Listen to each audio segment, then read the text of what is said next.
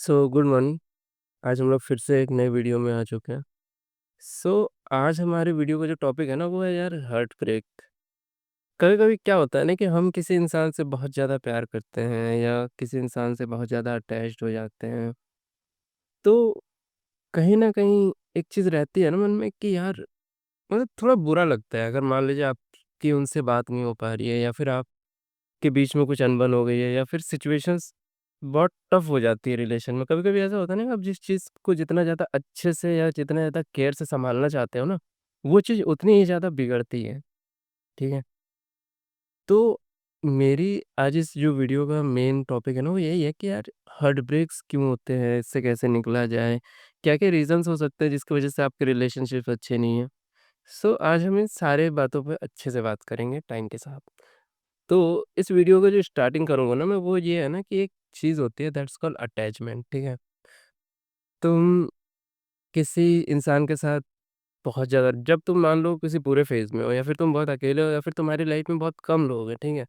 तब तुम किसी एक इंसान के साथ जब अटैच्ड हो जाते हो, ठीक है? ठीक-ठाक अटैचमेंट जब तुम्हारी हो जाती है, तो कहीं न धीरे-धीरे क्या होता है ना कि तुम उस इंसान को छोड़ नहीं सकते हो टाइम के साथ-साथ, ठीक है? तुम उस इंसान पे एक तरीके से डिपेंड हो जाते हो अपनी इमोशनल हेल्थ को लेकर के या फिर अपने इमोशंस। फिर यही होता है कि यार तुम धीरे-धीरे ना अपने इमोशंस पे मतलब इमोशनली तुम उस इंसान पे इतना डिपेंडेंट हो जाते हो ना कि तुम्हें समझ नहीं आता कि यार चीज़ें आखिर हो क्यों रही है। एक चीज़ मैंने खुद अपनी लाइफ में ऑब्ज़र्व की है ना, मान लो तुमको इमोशनल पेन हो रहा है, ठीक है? तुम्हारा बहुत बुरा ब्रेकअप हुआ है या फिर तुम्हें किसी तरह कुछ ऐसा इश्यू आ रहा है, मान लो तुम जिससे प्यार करते हो वो तुम्हें टाइम नहीं दे रहा है, ठीक है? ऐसे केसेस में होता ये है ना कि यार तुम्हारी ना सच में चेस्ट पेन करने लगती है, सच में। मतलब ये पता नहीं साइंटिफिकली प्रूवन है कि यार अगर मतलब तुम्हारी बॉडी इमोशनल और फिज़िकल पेन में ज़्यादा डिफ़रेंस नहीं समझती है। अगर आपको इमोशनली पेन हो रहा है ना तो आपकी बॉडी फिज़िकली रिएक्ट करती है, ठीक है? तो जो पहला पार्ट है इस वीडियो का ना वो अटैचमेंट पर है कि यार अगर तुम किसी इंसान से अटैच हो रहे हो तो कौन से प्रिंसिपल्स हैं या फिर क्या हो रहा है, क्यों अटैच हो रहे हो, ठीक?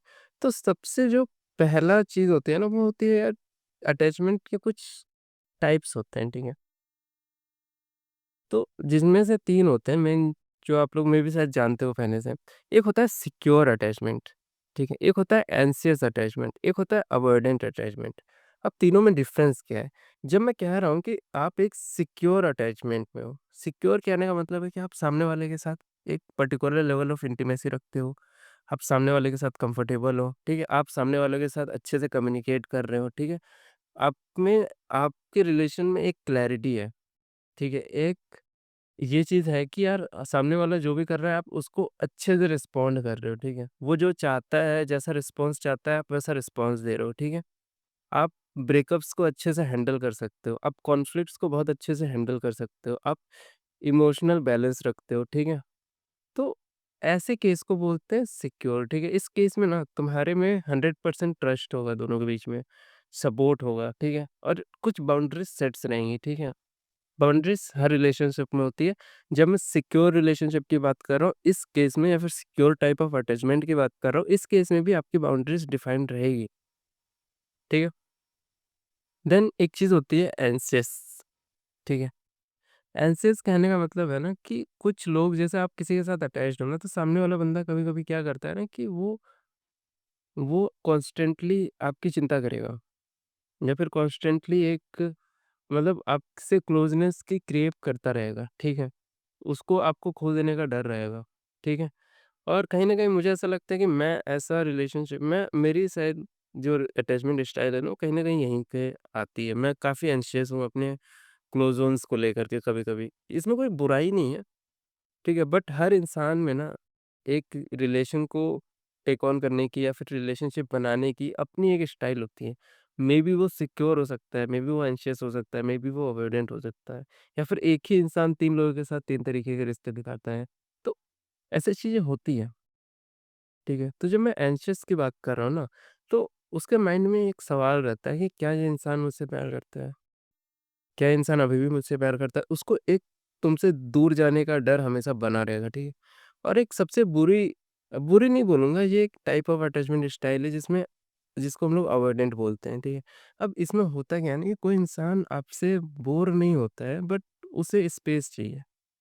वो बहुत क्लोज़ रिलेशन नहीं चाहता है, ठीक है? वो हमेशा आपको थोड़ा-थोड़ा दूर करेगा, बट इसका मतलब ये नहीं कि वो आपसे प्यार नहीं करता, उसका प्यार जताने या फिर उसका तरीका ही ऐसा है, ठीक है? वो मिक्स्ड सिग्नल देगा, कभी आपको बोलेगा कि आप दूर चले जाओ, कभी आपको बोलेगा कि पास आ जाओ, ठीक है? मतलब आई नीड स्पेस, स्पेस वाला कॉन्सेप्ट जो बोलते हैं ना, जो लड़कियाँ या लड़के जो भी बोलते हैं, क्योंकि मुझे स्पेस चाहिए, वो actually avoidant style of attachment है, ठीक है? और सबसे बुरा कॉम्बिनेशन ये होता है ना कि एक इंसान एंग्ज़ियस है अपने रिलेशनशिप या अटैचमेंट को लेकर के, एक बंदा अवॉइडेंट है। जो अवॉइडेंट होगा वो उसे दूर भेजेगा और जो एंग्ज़ियस होगा वो उसके और क्लोज़ जाएगा। सो जब ऐसी कंडीशन बनती है ना, तो कहीं न कहीं आपको बुरा लगना, आपका हार्ट ब्रेक होना, ये चीज़ें नॉर्मल हो जाएँगी, ठीक है? अब यही रीज़न ही है एक्चुअली, आपके हार्ट ब्रेक का रीज़न ये है कि आपके जो अटैचमेंट है वो मिसमैच्ड है। आप गलत तरीके से अटैच्ड हो, मतलब फॉर एग्ज़ाम्पल कोई एल्शियस बंदा अगर अवॉइडेंट इंसान के साथ अटैच्ड हो गया या फिर उसके साथ रिलेशनशिप में आ गया, तो वहाँ पे ब्रेकअप होगा ही होगा, ठीक है? एंग्ज़ियस पर्सन बोलता है कि मुझे तुम्हारे और करीब आना है, अवॉइडेंट पर्सन बोलता है कि मुझे थोड़ा स्पेस चाहिए, मुझे थोड़ा दूर रहना है, ठीक है? और इस साइकिल के चक्कर में एंग्ज़ायटी होती है, परेशानी होती है, इमोशनल इम्बैलेंस हो जाता है, आप थक जाते हो, ठीक है? सो कहीं न कहीं ना आपको इस चीज़ को अच्छे से हैंडल करना आना चाहिए, ठीक? देन एक चीज़ और होती है कि कुछ साइन्स आपको दिख जाती है कि आप एक अवॉइडेंट स्टाइल में हो या फिर आप ऐसे कंडीशन में हो, ठीक है? मतलब जिन्हें थोड़ा ध्यान भी देना चाहिए। मतलब अगर आप एंग्ज़ियस हो तो आपको कैसे पता चलेगा कि आप किसी रिलेशनशिप में एंग्ज़ियस हो? आप जब वो टेक्स्ट करते हैं या फिर रिप्लाई करते हैं, तो आप ना उसको बहुत ही ज़्यादा ओवर एनालाइज़ करने लग जाते हो कि उसने ऐसा क्यों बोला? अगर आपके मन में ये चीज़ आ रही है, मतलब आप एंग्ज़ियस हो उस रिलेशनशिप में। उसके अलावा एक होता है कि फ़ियर होता है, फ़ियर ऑफ बीइंग लेफ्ट, मतलब वो मुझे छोड़ के चला जाएगा, ठीक है? या फिर आप बहुत नीडी हो रहे हो किसी रिलेशनशिप में, आपको वो चाहिए ही चाहिए, तो इस जगह पर भी वही सेम बात है। इसके अलावा आप अगर सप्रेस कर रहे हो अपने नीड्स को, ठीक है? आप उसे सच्चाई नहीं बता रहे हो जो चीज़ें आपके मन में चल रही है, ठीक है? इसलिए ताकि वो आपको छोड़ के ना चले जाए। तो अगर ऐसे सिम्पटम्स अगर आप दिखा रहे हो या फिर ऐसे कैरेक्टरिस्टिक्स आप में है ना, तो आप एक एंग्ज़ियस इंसान हो उस अटैचमेंट में या फिर उस रिलेशनशिप में, ठीक है? सेम अवॉइडेंट कौन हो सकता है? अवॉइडेंट वो इंसान है ना जो अनकंफर्टेबल फ़ील कर रहा है जब आप उसके बहुत क्लोज़ जाते हो, ठीक है? वो मतलब उसको डर है कि कहीं वो आपके ऊपर डिपेंडेंट ना हो जाए। आप किसी पर डिपेंडेंट नहीं होना चाहते हो, ठीक है? आप अपने फ्रीडम को लूज़ नहीं करना चाहते हो, ठीक है? आप बहुत ही जल्दी किसी पे इंटरेस्ट खो देते हो, ठीक है? तो अगर आप ये कैरेक्टर शो कर रहे हो, देन आप अवॉइडेंट नेचर के हो, ठीक है? और मैं अगेन बोल रहा हूँ कि इस स्टाइल में या फिर ऐसे तरीके में कोई दिक्कत नहीं है, ठीक है? बट अगर आपका 2 एकदम डिफरेंट पर्सनैलिटीज़ अगर इस तरीके से मैच होंगे, एक इंसान है जिसको चाहिए कि यार मैं आपके क्लोज़ आऊँ, क्लोज़ आऊँ, क्लोज़ आऊँ, और एक इंसान है जो बोलता है कि नहीं मुझे स्पेस चाहिए। तो यार वहाँ पे रिलेशनशिप बिल्ड करना बहुत ही ज़्यादा मुश्किल है, ठीक है? वहाँ पे ब्रेकअप के चांसेस बहुत ज़्यादा हाई हो जाते हैं। देन कुछ टूल्स होते हैं, ठीक है? टूल्स इन द सेंस कि आप अगर चाहो तो इस चीज़ से बच भी सकते हो। आपके लिए सबसे आसान क्या है कि सबसे पहले अपना अटैचमेंट स्टाइल को ढूँढो, ठीक है? आप किस तरीके के इंसान हो, उसके बाद आप सामने वाले के पास जाओ या फिर ऐसे इंसान को अप्रोच करो जो उसमें फिट बैठे या फिर आपके कंपनी में वो खुश रहे, ठीक है? दूसरों को भी आप ऑब्ज़र्व कर सकते हो कि भाई ये कैसा है, ये कैसा है। अब दूसरों को ऑब्ज़र्व करोगे तो आप सीखोगे कि हाँ, मुझे ये चीज़ें नहीं करनी है या फिर मुझे ऐसे नहीं करना, ठीक है? देन एक होता है ना कि आपको अपनी नीड्स प्रॉपर्ली कम्युनिकेट करनी चाहिए। यार सामने वाले इंसान को बताना चाहिए कि हाँ, मुझे ऐसा फ़ील हो रहा है, मुझे ये चीज़ चाहिए। अगर आप छुपाओगे चीज़ें ना, तो वहाँ पे फिर प्रॉब्लमैटिक सिचुएशन बनेंगी। और दूसरी बात ये है ना कि कोई अगर आपको दिख रहा है कि अवॉइडेंट नेचर का है, तो यार उसको चेज़ मत करो, ठीक है? बस उसको छोड़ दो एज़ इट इज़।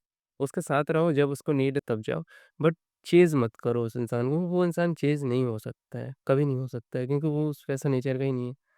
देन कभी भी अगर आप पार्टनर चूज़ कर रहे हो तो सिक्योर पार्टनर चूज़ करो। सिक्योर बेस्ट है, सिक्योर ऑप्शन, जैसे मैंने 3 ऑप्शन बताए ना, सिक्योर, एंशियस और अवॉइडेंट। सिक्योर बेस्ट ऑप्शन है। ये कंसिस्टेंट रहेंगे, स्टेबल रहेंगे, इमोशनली प्रेज़ेंट रहेंगे, प्यार करेंगे आपको। सो कोशिश करो कि ओवर ड्रामा नहीं, ठीक है? किसी सिक्योर इंसान को अपनी लाइफ़ में लाओ, ठीक है? और एक चीज़ है ना कि अगर आपका दिल टूट ही चुका है या फिर आपका ब्रेकअप हो ही चुका है, तो अपने आप को ब्लेम मत करो, ठीक है? अपने अटैचमेंट सिस्टम को एक्टिवेट करो या फिर समझो, क्यों ब्रेकअप हुआ उनको समझो। इट्स केमिकल, इमोशनल और बायोलॉजिकल जो हार्ट ब्रेक होता है वो, ठीक है? तुम कोई वीक नहीं हो, ठीक है? तुम्हें बुरा लग रहा है, मैं समझ सकता हूँ, बट चीज़ें सही हो सकती है ना, थोड़ा वाइज़ली समझो, चीज़ों को अच्छे से समझो, आज नहीं तो कल चीज़ें सही हो जाएँगी, ठीक है? तो अभी तक जो मेरा बोलने का मतलब था ना, वो सिंपल एक ही चीज़ में फ़ोकस कर रहा हूँ कि तुम अपने अटैचमेंट स्टाइल को समझो और एनालाइज़ करो कि तुम किस तरीके के इंसान हो और तुमको क्या चाहिए किसी इंसान में। और कोई अगर ऐसा इंसान मिलता है जो तुमको एक सिक्योर रिलेशनशिप दे सकता है, तो उसके लिए बढ़ो, कोई दिक्कत नहीं है वहाँ पे, ठीक है?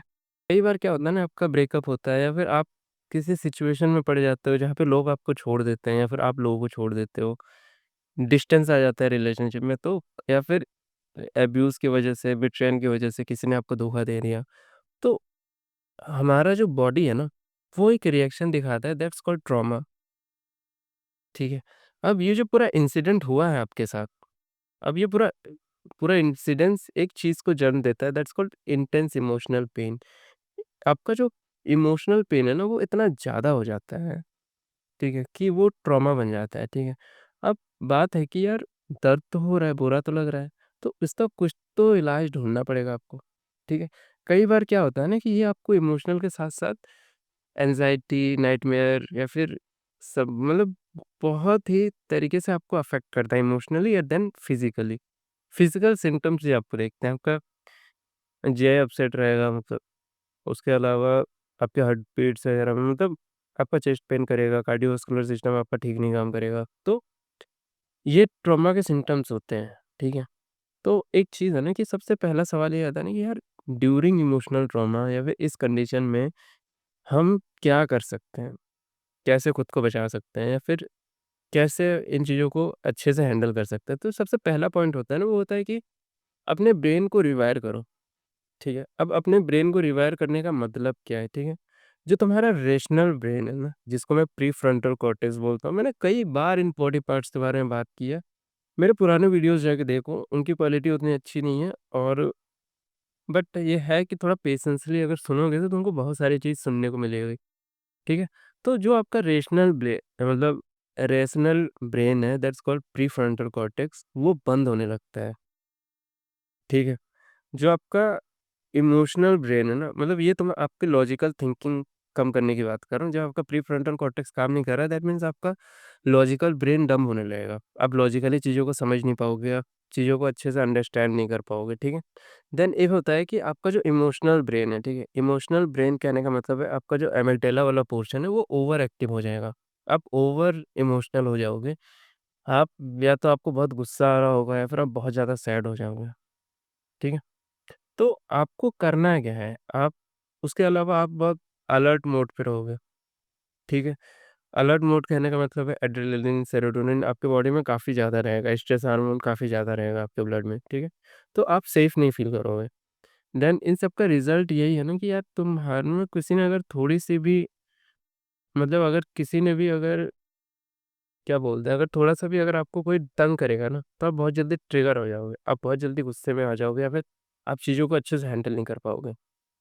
तो डर रहता है एक। जैसे मैंने बोला ना कि आप इमोशनल ट्रॉमा के दौरान आप में क्या-क्या चीज़ें दिखती है या फिर क्या होती है, सबसे पहला सिम्पटम यही है कि आपका ब्रेन रिवायर हो जाएगा, आपका प्रीफ्रंटल कॉर्टेक्स काम नहीं कर रहा है, आपका एमिग्डाला ओवर एक्टिव है, आप अलर्ट मोड पे जा चुके हो, आप इमोशनली स्टेबल नहीं हो, कोई भी आपको ट्रिगर कर सकता है, कोई भी आपको आसानी से गुस्सा दिला सकता है। इसके अलावा एक चीज़ होती है, दैट्स कॉल्ड आपका जो बॉडी है ना, वो रिमेंबर मतलब वो सब चीज़ें याद रखता है। वो चीज़ें भूलता नहीं है। इस ट्रॉमा की सबसे बुरी बात यही है कि आपका बॉडी हर चीज़ को याद रखता है। फॉर एग्ज़ाम्पल मतलब जब आप ट्रॉमा से गुज़र रहे हो ना, तो कई बार आपको आपके जो चेस्ट वाला पोर्शन है वो काफ़ी टाइट महसूस होगा, ठीक है? आपकी जो ब्रीथिंग है वो बस शैलो होगी, आप डीप ब्रीथ नहीं करोगे। आप थोड़ा गौर कर सकते हो इस चीज़ में। देन आपको थकान फ़ील होगा, ठीक है? फटीग फ़ील करोगे, मसल पेन करेगा, डाइजेस्टिव इश्यूज़ होंगे, पैनिक अटैक्स आएँगे। तो ट्रॉमा सिर्फ़ आपको इमोशनल प्रॉब्लम ही नहीं देता है, वो आपको साइकोलॉजिकल प्लस जो फिज़िकल सिम्पटम्स है ना, वो भी आपको दिखेंगे कि भाई ये बंदा ट्रॉमा में है या फिर आप ट्रॉमा में हो, ठीक है? तो यही है ना कि आप खुद को फ्रीज़ कर लोगे, खुद को डिस्कनेक्ट कर लोगे, ठीक है? आप नम फ़ील करोगे, स्ट्रेस आउट फ़ील करोगे, ठीक है? तो ये सारे सिम्पटम्स होते हैं ट्रॉमा के। देन एक चीज़ होता है ना कि ब्रेकअप ट्रॉमा या फिर जो इमोशनल पेन है, ये एक्चुअली कर क्या रहा है, ठीक है? द एंड ऑफ द मतलब जब आप किसी डीपली कनेक्टेड रिलेशनशिप में हो, ठीक है? और वो कनेक्शन टूट गया या फिर वो रिलेशन टूट गया, तो इस केस में ना आप ऐसे स ऐसे कंडीशन में चले जाओगे, ठीक है? स्पेशली जब कोई आपको धोखा दे गया हो, ठीक है? कोई आपको छोड़ के चला गया हो, कोई सडन लॉस हुआ है आपको, ठीक है? वर्बल या फिर इमोशनल अब्यूज़ हुआ है आपके साथ, ठीक है? तो इस केस में क्या होता है ना कि आप पास्ट में कहीं न कहीं फँस के रह जाते हो। आप उस चीज़ से आगे नहीं बढ़ पाते हो, ठीक है? आप खुद को रिलीव नहीं कर पाते हो। आपके मन में शेम, रिग्रेट, ब्लेम वैसी चीज़ें रह जाती है, ठीक है? आपको मूवमेंट में डिफ़िकल्टी होने लगती है, ठीक है? देन अब अगर हीलिंग पे बात है, यहाँ तक तो मैंने ट्रॉमा के बारे में आपको सब कुछ बताया। देन फिर अगर हीलिंग की बात करें ना, हीलिंग कहने का मतलब है कि कैसे आप खुद को हील कर सकते हो ऐसे कंडीशंस में। तो कई सारी चीज़ें हैं। उसमें सबसे अच्छा तरीका जो मुझे लगता है वो है कि आप किसी से बात करो। आप जब ट्रॉमा में हो और आप किसी से बात कर रहे हो, ठीक है? या फिर आप किसी के साथ जस्ट बैठे हो, ज़रूरी नहीं कि आप बात ही कर रहे हो। किसी के साथ किसी को हग करना, ठीक है? या फिर किसी से अपनी बातें अंदर की बातें शेयर करना, ये एक्चुअली में एक थेरेपी का काम करता है, ठीक है? आप चीज़ों को अच्छे से हैंडल करते हो, अच्छे से सँभाल लेते हो, ठीक है? सो देन फिर आता है कि कुछ टेक्निक्स है, हीलिंग टेक्निक्स। आप फिज़िकल एक्टिविटी में इन्वॉल्व हो जाओ, आप ठीक हो जाओगे। आप जिम जाओ। सबसे अच्छा तरीका यही है कि आप योगा करो या फिर फिज़िकल एक्टिविटी में इन्वॉल्व हो जाओ, कैलिस्थेनिक करो या फिर आप जिम जाओ, बॉडी-वॉडी बनाओ। बाकी इन चीज़ों से क्या होता है ना कि आप धीरे-धीरे, धीरे-धीरे इन चीज़ों से ऊपर उठने लगते हो। अपने बॉडी को अपने ब्रीथ के साथ कनेक्ट करना स्टार्ट करो, ठीक है? जो बोलते हैं ना कि मेडिटेशन करो, तो एक्चुअली मेडिटेशन का बेनिफिट यही है ना कि आपके बॉडी, आपके नर्वस सिस्टम को काम डाउन करता है ब्रीथिंग, ठीक है? आपके टेंशन को कम करेगा, आपका मसल को रिलैक्स करेगा, आपके जो इमोशनल पेन है उसको कम करेगा। इसके अलावा mindfulness, meditation, then movement, art, gym वगैरह ये सारी चीज़ें ना इन सब चीज़ों को कम करता है। सेफ रिलेशनशिप में जाने की कोशिश करो।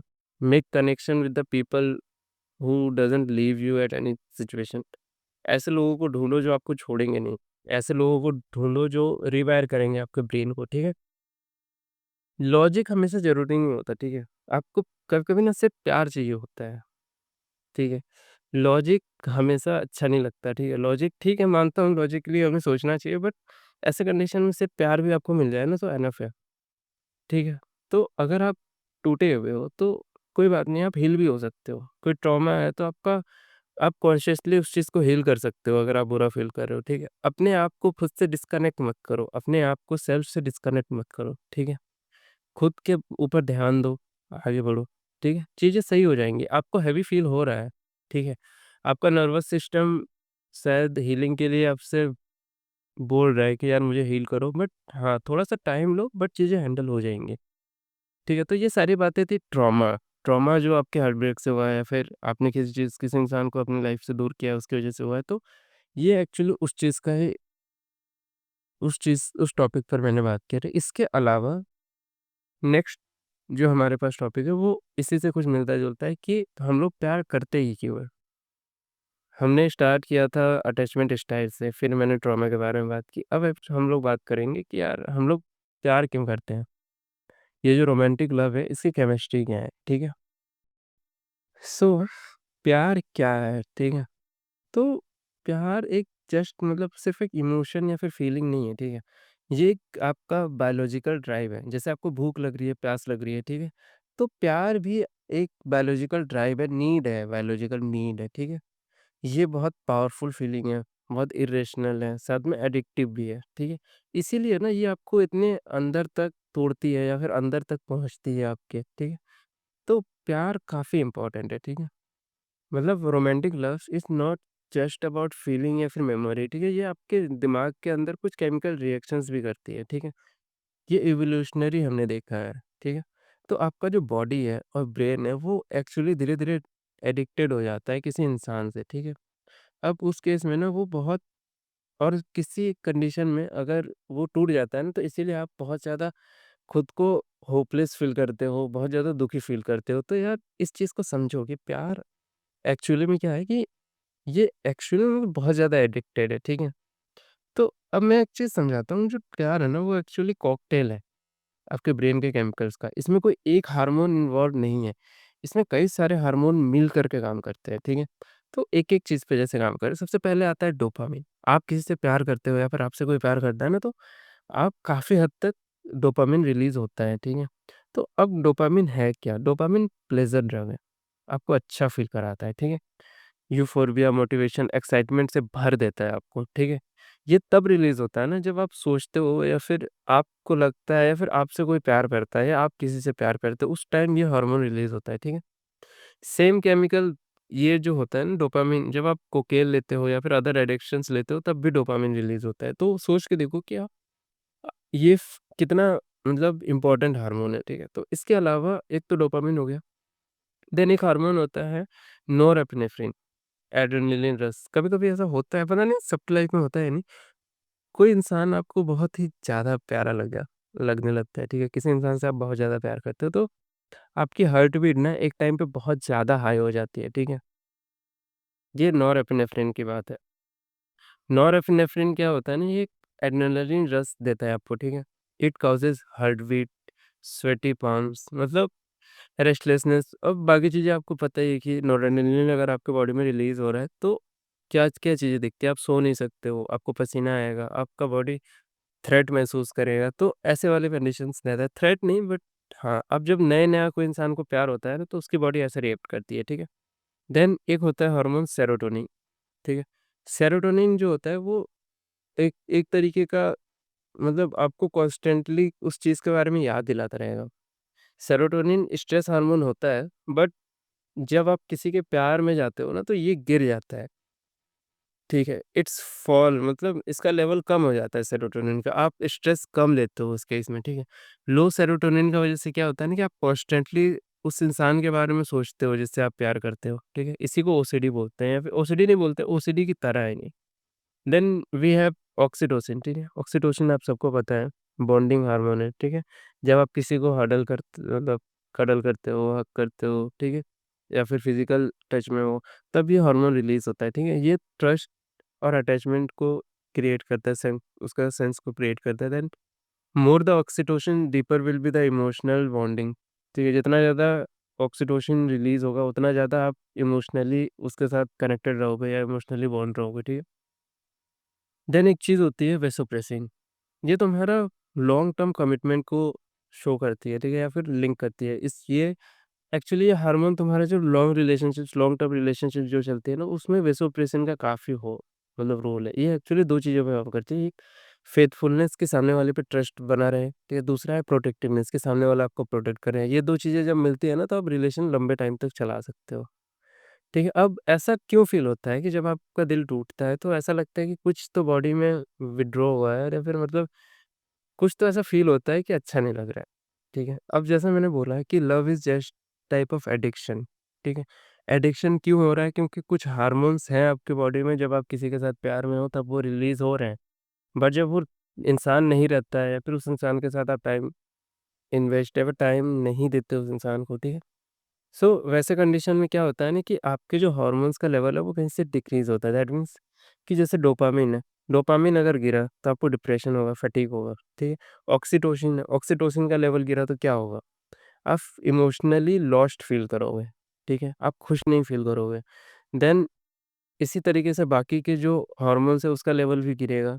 तो आप ड्रग्स, अब मैंने बोला ना कि ड्रग्स क्यों लोग लेते हैं, नशा क्यों करते हैं ब्रेकअप के बाद? तो मैंने बोला ना ये चीज़ें वही सेम हार्मोन्स को फिर से बढ़ाने का काम करती है। सिगरेट, दारू वगैरह-वगैरह, ठीक है? तो ये सारी चीज़ें क्या करती है, उसी एक पर्टिकुलर जो क्या हार्मोन्स हैं जिनका लेवल गिरा है आपके ब्रेकअप के बाद, उस लेवल को बढ़ाने के लिए आपकी बॉडी हर पॉसिबल चीज़ करेगी, ठीक है? अब एक्चुअली क्या होता है ना, कुछ अब हार्ट ब्रेक होने के बाद ना किसी इंसान में कुछ चीज़ें दिखती है, जैसे ऑब्सेशन, इनसोम्निया, ठीक है? Anger, depression, physical chest pain, ठीक है? तो ये सारी चीज़ें ना उस इंसान में दिखने लग जाती है जिसका भी ब्रेकअप होता है, ठीक है? देन एक चीज़ होती है ना कि यार इवोल्यूशनरी या फिर इस ये आखिर हुआ क्यों? इवोल्यूशनरी हम लोगों का इवोल्यूशन क्यों हुआ है कि किसी के चले जाने से हमें इतना दुःख होता है। एक्चुअली ये कहीं न कहीं ना हमारे ह्यूमन्स की जो टेंडेंसी रही है ना, लॉन्ग टर्म बॉन्ड्स बनाने की, लंबे समय तक रिश्ते चलाने की, इसकी वजह से होता है, ठीक है? हम लोग बच्चों को मतलब देख अगर बच्चे पैदा हो रहे हैं, उनको एक अच्छी परवरिश देने के लिए, उनकी सेफ्टी देने के लिए ना दोनों पेरेंट्स का साथ रहना ज़रूरी है, ठीक है? तो इस कंडीशन की वजह से भी हमें हार्ट ब्रेक पे बहुत दर्द होता है क्योंकि ये इवोल्यूशन है, ठीक है? इवोल्यूशनरी हम लोग इसी तरीके से डिज़ाइन हुए हैं, ठीक है? अब ये चीज़ें ना हमें मोटिवेट करती है कि हाँ यार, हमें साथ रहना है, ठीक है? तो अब हमने कई सारी चीज़ों को देखा कि ब्रेकअप क्यों हो रहे हैं, उसकी वजह से क्या हो रहा है, हमारे जो हार्मोनल बैलेंस है वो कैसे हम लोग वो कर सकते हैं, मेंटेन रख सकते हैं और जब हमें ब्रेकअप होता है हमारा हार्मोन लेवल्स कुछ गुड हार्मोन्स है जो हमारे में रिलीज़ होते हैं, वो कम हो जाता है, तो उसे बढ़ाने के लिए हम लोग कुछ गलत रास्तों पे चलते हैं या फिर नशा, ड्रग्स वगैरह लेने लग जाते हैं। तो ये सारा एक साइकिल है, अगर आप इन सारी चीज़ों को समझ जाओ तो आपके लिए इनसे कॉप अप करना बहुत ही आसान हो जाएगा, ठीक है? तो आप कोई बहुत ही बुरे कंडीशन में नहीं हो जहाँ से आप निकल नहीं सकते। आप निकल सकते हो, आपको केमिकली अपने ब्रेन को दोबारा रीवायर करना पड़ेगा, ठीक है? आपको अपने ब्रेन को सेम स्टिमुलस देना पड़ेगा बट किसी और तरीके से, ठीक है? तो इस वाले पार्ट में मैंने काफ़ी कुछ बात की प्यार के बारे में। ठीक है, चलो मान लिया आपका ब्रेकअप हो गया, ठीक है? तो इस बहुत बड़े लॉस को इमोशनल लॉस बोला जा सकता है इसको, तो इसको आप बेस्ट थिंग में कैसे कन्वर्ट कर सकते हो? इसमें आप किसी कैसे खुद को डायरेक्शन दे सकते हो या फिर खुद के साथ रह सकते हो या फिर खुद को इसमें क्या चीज़ आप अच्छा ढूँढ सकते हो, ठीक है? तो अब इस चीज़ को थोड़ा समझने की कोशिश करते हैं कि चलो ब्रेकअप हो गया, तो फिर इससे बाहर कैसे निकला जाए, ठीक है? या फिर इस चीज़ को अपने हीलिंग में कैसे लाया जाए या फिर इसको कैसे एक अच्छा डायरेक्शन दिया जाए, ठीक है? तो सबसे पहला रूल ये है ना कि यार कॉन्टैक्ट खत्म करो। नो मतलब ब्लॉक कर दो उसके नंबर को, डिलीट कर दो, अनफ़ॉलो कर दो। कंप्लीट मतलब कंप्लीटली छोड़ दो। बिल्कुल भी कनेक्शन अगर थोड़ा भी अगर कनेक्शन रखोगे ना तो तुम कभी नहीं निकल पाओगे इस इंसान की ज़िंदगी से, ठीक है? अटक के रह जाओगे, ना कभी ग्रो कर सकोगे, ना कभी उसे छोड़ सकोगे। तो सबसे पहला ये चीज़ है कि उसे छोड़ दो, कंप्लीटली छोड़ दो। तुम्हें फ़र्क पड़ना बंद हो जाना चाहिए उसके होने और ना होने से, ठीक है? क्योंकि जब आप किसी को कॉन्टैक्ट करोगे ना यार, जब तुम उसकी आईडी को इस जब तुम उसके आईडी को बार-बार जाके देखोगे ना, तो कहीं न कहीं तुमको दोबारा से वो जो तुम्हारे इमोशंस थे, उससे जब तुम जुड़े हुए थे, तो वो दोबारा से ट्रिगर हो जाएँगे। तुम अपने हीलिंग को, तुम जो अपने प्रोग्रेस को, उसको दोबारा से उस स्पीड के साथ कंटिन्यू नहीं कर पाओगे, ठीक है? तुमको एक फ़ॉल्स होप मिल जाएगी तुम्हारे ब्रेन को, ठीक है? और फिर वो बंदा ना सामने वाले को मैनिपुलेट करने लग जाता है। और सबसे बुरी बात ये है ना कि आप किससे प्यार करते हो? सोचो सामने वाला इंसान आपको आपसी का प्यार इस्तेमाल करके आपको जब मैनिपुलेट करने लग जाए, आपको इस्तेमाल करने लग जाए, भाई इससे बुरी और कोई बात हो ही नहीं सकती है। देन अब देखो यार, स्टेप बाय स्टेप बताता हूँ कि तुम क्या कर सकते हो, ठीक है? सबसे पहले ना खुद को सप्रेस मत करो। जो भी इमोशंस आ रहे हैं, तुमको रोना आ रहा है, चिल्लाना आ रहा है, ठीक है? जो भी इमोशंस आ रहे हैं ना, उनको कंप्लीटली मतलब बताओ। चिल्लाओ, रो मतलब सप्रेस मत करो, अपने किसी भी फीलिंग को सप्रेस मत करो। रोना कोई वीकनेस नहीं होती है भाई। रोना एक एग्ज़ाम्पल है कि तुम स्ट्रॉन्ग हो। रोना एक एग्ज़ाम्पल है कि यार तुम चीज़ें सँभाल सकते हो। रोना मतलब वैसा नहीं कि आप हमेशा रो रहे हो बट ये कोई वीकनेस नहीं है यार। अपने इमोशंस को बाहर निकालो, उसको सप्रेस करोगे और दिक्कत बढ़ेगी, ठीक है? देन एक प्लान बनाओ अपनी लाइफ़ में, अपने 1 साल के लिए या 2 साल के लिए, 6 महीने के लिए एक अच्छा-सा प्लान बनाओ। ठीक है? तुम किन-किन चीज़ों को रिपीट नहीं करना चाहते हो? तुम्हें अपनी गलतियाँ सबसे पहले अपनी गलतियाँ लिखो। डिसाइड करो कि इन गलतियों को अब दोबारा रिपीट नहीं करूँगा, ठीक है?